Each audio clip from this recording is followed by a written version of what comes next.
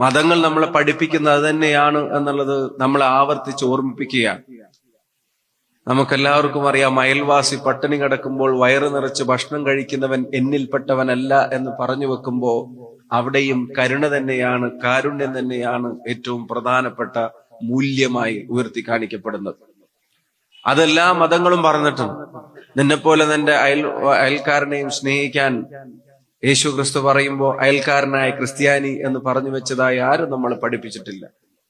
ലോകത്തെ സകലർക്കും സുഖം ഭവിക്കട്ടെ എന്ന് പ്രാർത്ഥിക്കുന്ന ഹൈന്ദവ മതം നമുക്കെല്ലാവർക്കും അറിയാം. മാതാക്ക പാർവതി ദേവി പിതാദേവു മഹേശ്വര ബാന്ധവ മാനവ സർവേ സ്വദേശി ഭുവനത്രയം എന്ന് പറഞ്ഞു വെക്കുമ്പോ, സർവേ സ്വദേശി ഭുവനത്രയം എന്ന് പറഞ്ഞു വെക്കുമ്പോ അതേതെങ്കിലും ഒരു ജാതിയിൽപ്പെട്ടവന്റെ ഭൂമിയാണ്, മതത്തിൽപ്പെട്ടവന്റെ ഭൂമിയാണ് എന്നുള്ളതല്ല, സർവരുടേതുമാണ്.